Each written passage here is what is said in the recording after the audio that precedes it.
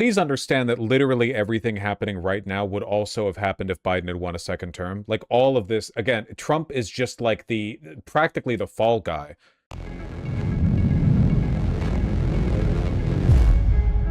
This year is shaping up to be the driest year on record. And for a reservoir that's already struggling mightily, that is certain to be the death blow that finally takes out Lake Powell. Right now, there is no margin for error with Lake Powell. And once the water level drops a couple more feet, everything changes for water users here in the Southwest. This crisis is like, we are on the doorstep right now. This is the blockade that keeps boats from getting too close to the dam. And this is the chain supporting it. And this is actually where it's supposed to be. This is the intended lake level. Yeah, that is so far down there. The consequences are so big and the timeline is so immediate that we should be having this process now. Now, about 14 months ago, I made a very similar video, but in fact, things have been so dire, things have been changing so rapidly that I wanted to come out and make another video. So I reached out to Eric Balkan once again to find out what's happening with Lake Powell. Do we know how long we have till oil runs out? No, we don't. We're juggling a couple of apocalyptic crises right now. For those of us who have been working in the Colorado River space for a long time, you sort of get numb to hearing the word crisis. You can only hear the word crisis so many times before you're like, oh, I've heard this before, you know, Colorado River crisis. This crisis is like, we are on the doorstep right now. It is a very big deal. And only a progressive administration in the USA can overturn the climate crisis. I'm really sorry to say, but like, no, they can't. No politician has the social political mandate necessary to overturn the will of capital. Capital will drive all of us to our graves. It is too late. It is genuinely too late. The climate collapse has already happened in the future. Implications are huge for every state in the Colorado River Basin, and frankly for the state, you know, for the West as a whole. We are coming off of what will probably be the driest year on record. Unlike 2002, when we had one of the driest years on record, or the driest year, at that time, the main reservoirs were full, or mostly full. You know, Lake Powell and Lake Mead reservoirs, because the reservoirs were full, there was a lot of cushion. We don't have that cushion now. And so seeing this dramatically dry and arid runoff is pretty spooky for everyone in the basin. Lake Powell is only at 23% full today, and a year ago it was at 33% full. While the reservoir still technically has 23% of its water, it is right above the penstocks, and if the water drops any further, that water will not be able to move through the dam at all. We really only have a 1% margin for error, and with the worst water year on record coming down, not refilling this reservoir, we are in trouble. Anything below the hydropower penstocks should not be considered accessible or reasonably accessible. So the term that they're using now is reasonably accessible storage.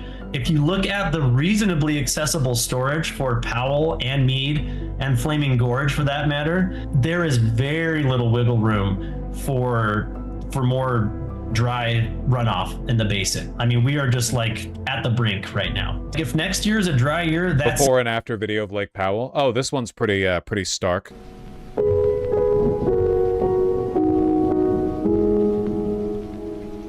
Didn't Vaush already look at this? I will be watching more than one video about the end of the world.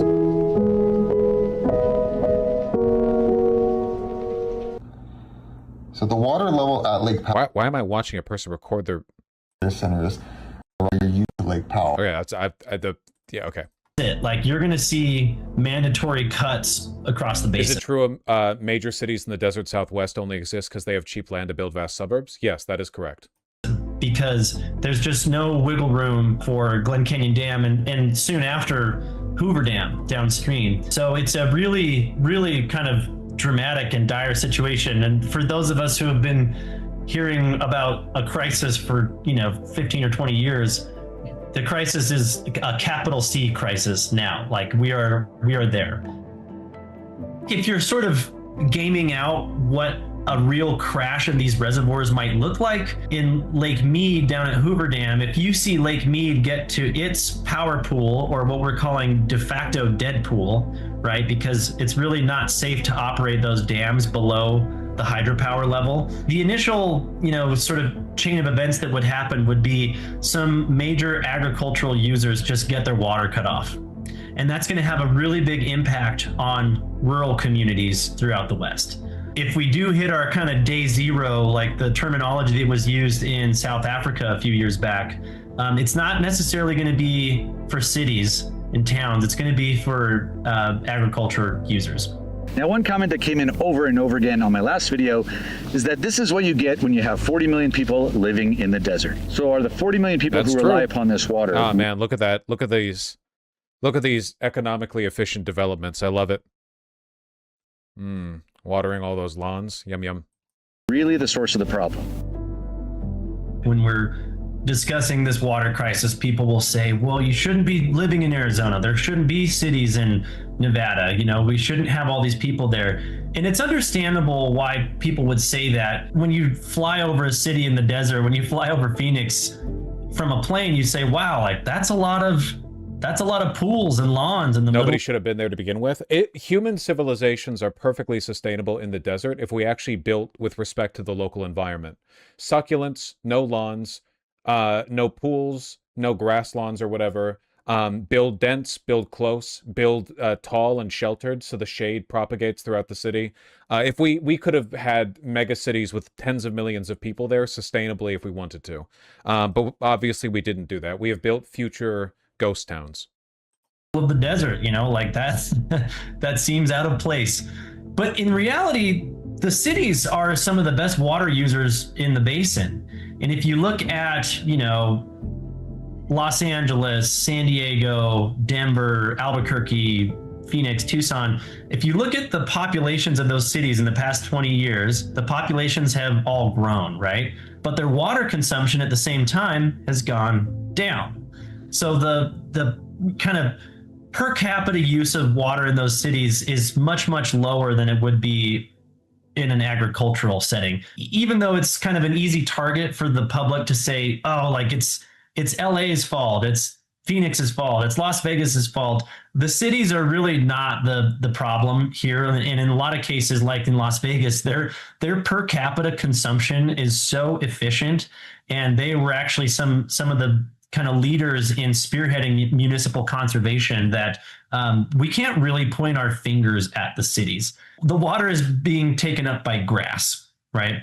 And where is most going back to vegans always being right, one of the biggest ground drains in the Southwest is for alfalfa, which goes through animal agriculture. Yeah. And a lot of it has to do with the land rights to the, or the water rights to the Colorado, which we've never reassessed because of the enormous capital interest in not reassessing it. You know, it all comes back to the same fundamental factors. That grass being grown, it's being grown for agricultural interests, and most of it's being grown for feed crops too.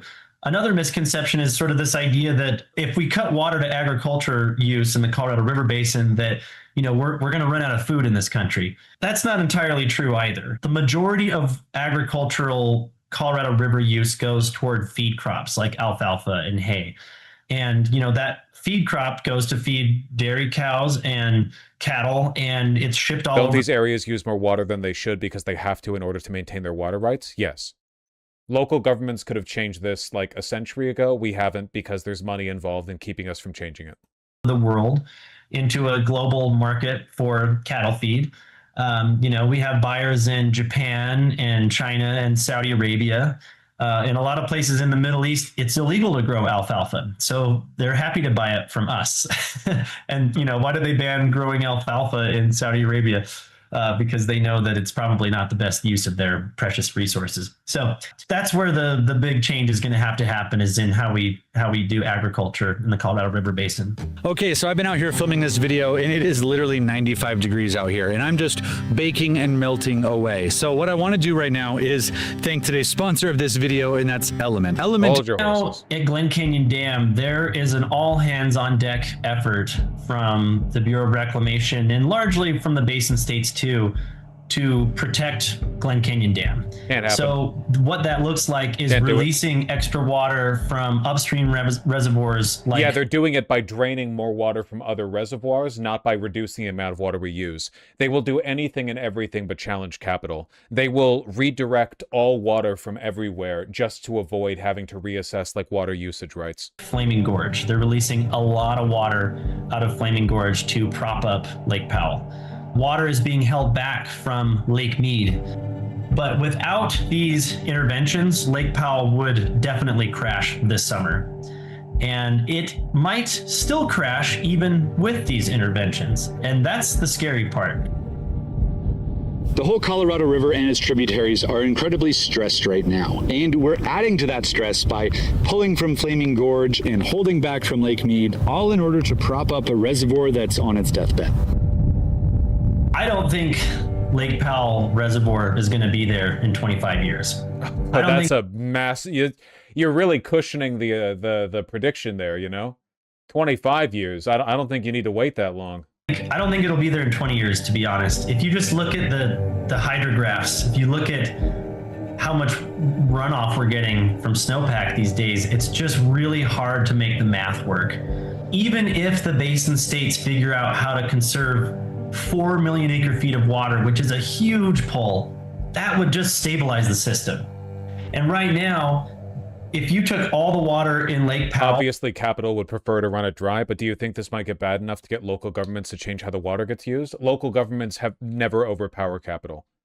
There are, vanishingly few examples of when they do, and it's usually because they just say, oh, you can't do this thing here, so the Capital just goes elsewhere and does that thing elsewhere. It's like Amazon not building a plant in Astoria or whatever, so they build a plant elsewhere, like a warehouse, Local government does not have the political will or initiative to overwhelm Capital. And you put it into Look at how Lake quickly Mead. those data Lake centers Mead went would up. barely be over half full, right? So if you're just looking at the system in terms of water storage and where we store water and how much water there is, we can't even fill one of these reservoirs, let alone two, So when you look at it from just a sheer kind of simple math of where do we store water and how much do we need to store, Lake Powell as a storage facility begins to make less and less sense. When you add in this kind of delivery problem from the engineering, it kind of hastens that. This effort to prop up Lake Powell Reservoir from Flaming Gorge releases and then holding back water from Lake Mead, it's a very temporary shuffling of the cards, right? You're not saving water, you're not making new water, you're sort of just moving it around. I call it reservoir triage, right? You're saying Lake Powell's about to die, all hands on deck, save Lake Powell. But you can only do that for so long before Lake Mead starts to get to its critical threshold.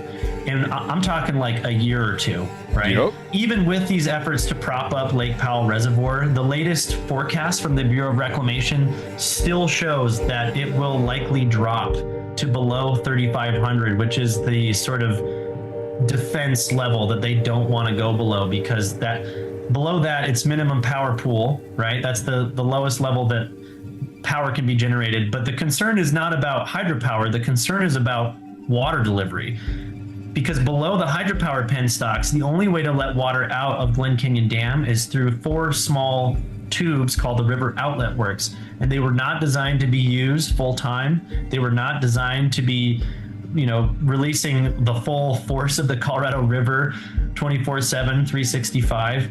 And the last times that they were used, when the reservoir was that low, they started to break. There was cavitation. So, theoretically, there's a scenario where if they're relying on those outlet works at Glen Canyon Dam and they start to fail, they'll have to shut them off and the water will be stuck behind Glen Canyon Dam. That is what we're up against. Or in other words, the Colorado will just run dry completely. That would be the consequence of that, yeah? In this scenario. So what Glen Canyon Institute and others have been advocating for a long time now is building bypass tunnels around Glen Canyon Dam such that it could be operated all the way down to river level. Whether or not decision makers want to hang on to the reservoir still is up to them, but at least they would have the option. And this is an idea that came from Floyd Dominy, the person who built Glen Canyon Dam. That's where the Glen Canyon bypass idea came from originally, was from Floyd Dominy.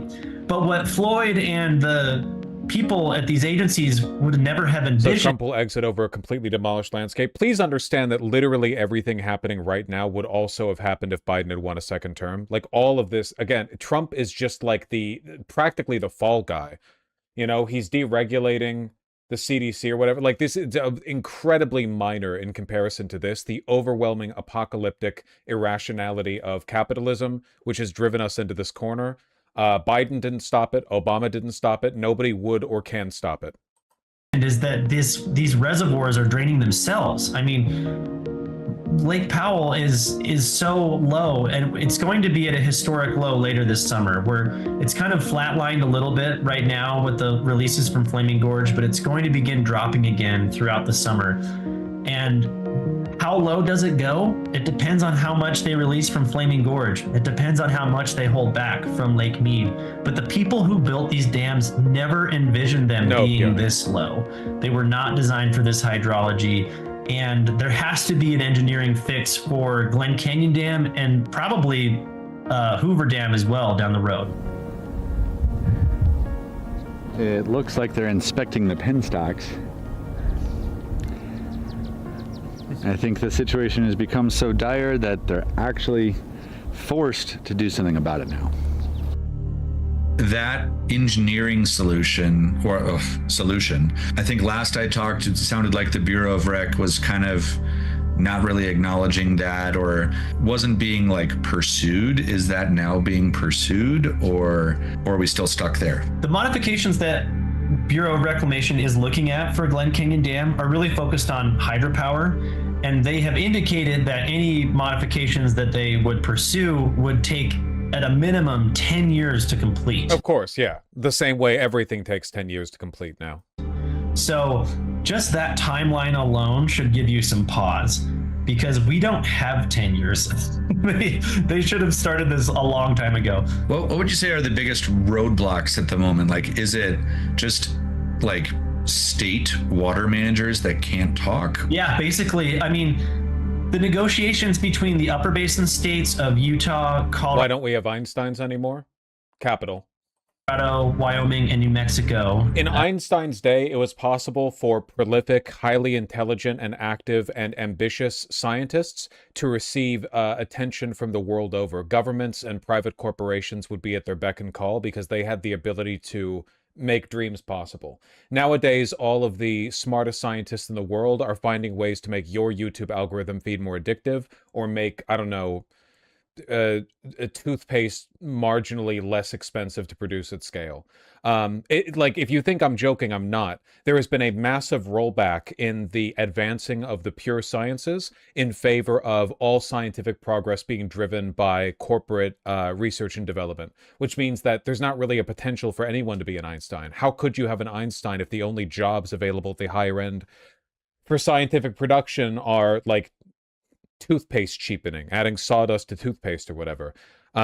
Einstein was able to do what he did and had the effect that he did because there was, back at that time, a genuine political and social reverence for his intelligence and for the changes that he was able to advance through his theories. And then the lower basin states of Nevada, Arizona, and California, and then, of course, Mexico and the 30 federally recognized tribes. But it's mostly between the upper basin and the lower basin states. And they just do not see eye to eye.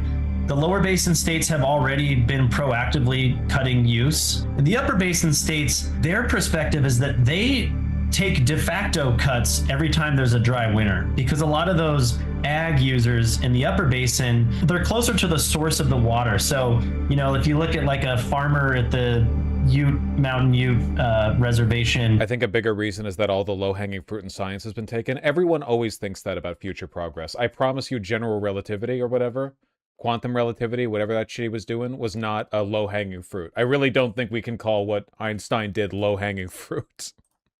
They're going to get cut off really early in the season. And so from their perspective, they're saying we're taking these cuts. They're just harder to quantify. So there's kind of a disagreement about the data, honestly, which is kind of a head scratcher, because you'd think that by now we could figure out how to quantify that curtailment or the perceived curtailment in the upper basin. If I had a magic wand and I could just like tell the Bureau of Reclamation what to do, I would begin a whole new review process of modifications to Glen Canyon Dam that included stakeholders, because what they're doing right now is Which do you think will cost less and finish first, California high-speed rail or fix the Glen Canyon Dam? Neither of them will ever be finished, so their cost is immaterial.